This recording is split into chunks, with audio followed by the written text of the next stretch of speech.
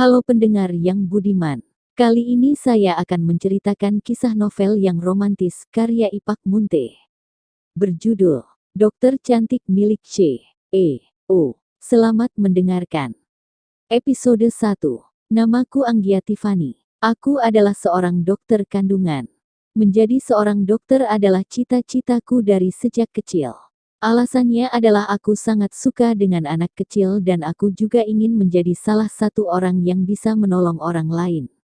Aku bukan terlahir dari keluarga kaya ataupun orang terpandang yang punya banyak harta berlimpah.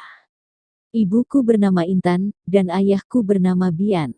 Ibuku bekerja sebagai seorang pembantu, dan ayahku menjadi tukang kebun di rumah keluarga Tuan Pasawiratma. Keluarga itu adalah keluarga yang terpandang dan sangat disegani oleh banyak orang.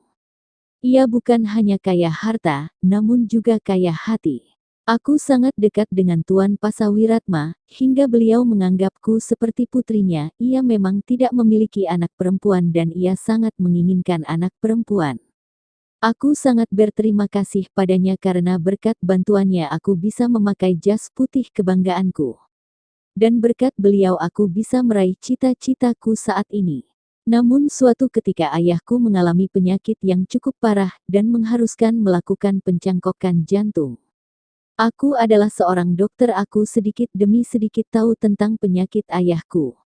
Walaupun aku bukanlah dokter spesialis jantung. Aku bingung dan sedih karena ayahku harus segera melakukan tindakan operasi. Namun semua terhambat karena biaya yang cukup besar yang harus ku dapatkan secepat mungkin. Hingga Tuan Pasa menawarkan dirinya yang menjadi penjamin biaya operasi ayah sampai ia sembuh. Aku bahagia, namun siapa sangka ternyata di balik tawaran itu ia mengajukan syarat menikah dengan putra tunggalnya. Aku tahu seperti apa putra tunggal Tuan Pasa, ia sangat angkuh dan sombong, ditambah lagi ia seorang Casanova. Jujur saja aku terkadang merasa jijik melihatnya. Bukan aku sombong, namun aku tidak suka dengan pria yang suka berganti-ganti wanita dari yang masih terlihat remaja sampai wanita dewasa. Namun mau bagaimana lagi, aku baru saja menyelesaikan pendidikanku, dan aku juga baru bekerja 2 bulan lalu di rumah sakit ternama di kota ini. Uang tabunganku tidak seberapa dan itu jauh masih kurang sekali bila ku gunakan untuk pengobatan ayahku yang berjumlah ratusan juta rupiah, ditambah lagi biaya perawatan dan obat yang harus ditebus. Aku tidak lagi memikirkan diriku. Tanpa ku pikir panjang aku menyanggupi tawaran Tuan Pasa, dengan harapan kalau anaknya bisa menerimaku sebagai seorang istri. Lagi pula Tuan Pasa sudah sangat banyak membantuku dan aku pun ingin membalas budi baiknya padaku, dan mungkin inilah caranya. Aku menikah dengan putra tunggal pengusaha kaya yang bernama Brian Wiratma setelah ayahku selesai melakukan operasi. Dan selama 1 tahun ini, aku menjalani rumah tangga yang hampa. Jangankan untuk tutur kata yang lembut, senyumnya pun tidak pernah ia berikan padaku. Kami memang tinggal satu atap tapi kami tidak tidur satu ranjang. Orang di sana mungkin mengira aku bahagia menikah dengan anak tunggal dari seorang pengusaha hebat. Tapi mereka tidak tahu seperti apa sebenarnya rumah tanggaku. Aku memang seorang istri dan aku masih memiliki suami, namun siapa sangka kalau aku masih wanita yang suci yang tidak pernah disentuh oleh suamiku sendiri. Jujur saja sebagai wanita yang normal dan sudah dewasa aku juga mendamba belayan hangat dari suamiku. Ya, aku ingin juga merasakan menjadi seorang wanita yang bisa membahagiakan suami. Apalagi kalau aku bisa memberikan anak pada suamiku, itu adalah impianku. Namun impian sepertinya hanyalah impian. Selama 1 tahun lamanya aku menikah ia tidak pernah menyentuhku.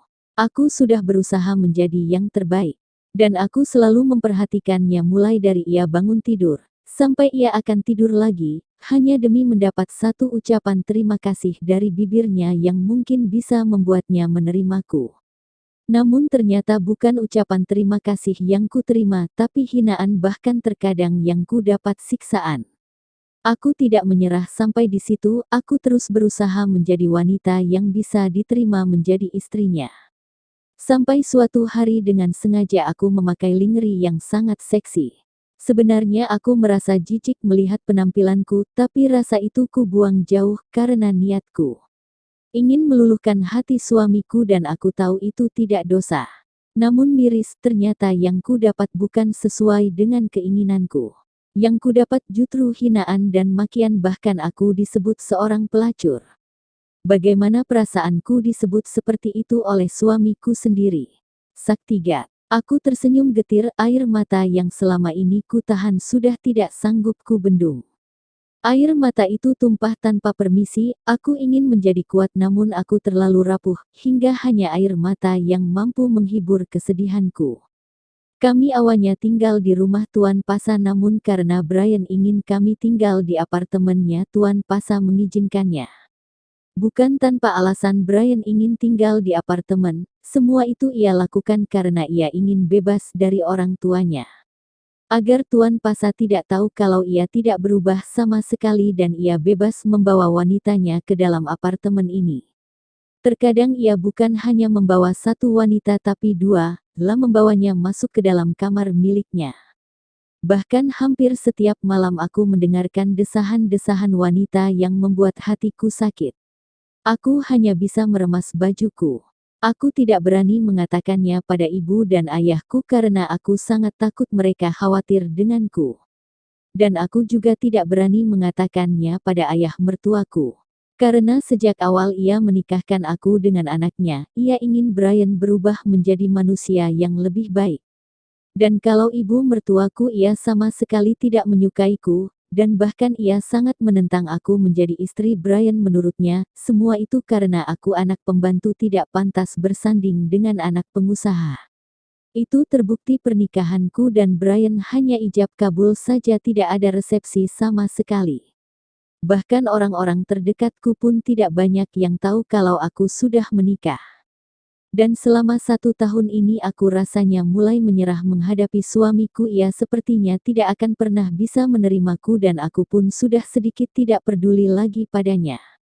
Aku yang selalu dihina mulai terbiasa dan sudah tidak mengharapkan lagi kalau ia bisa menerimaku.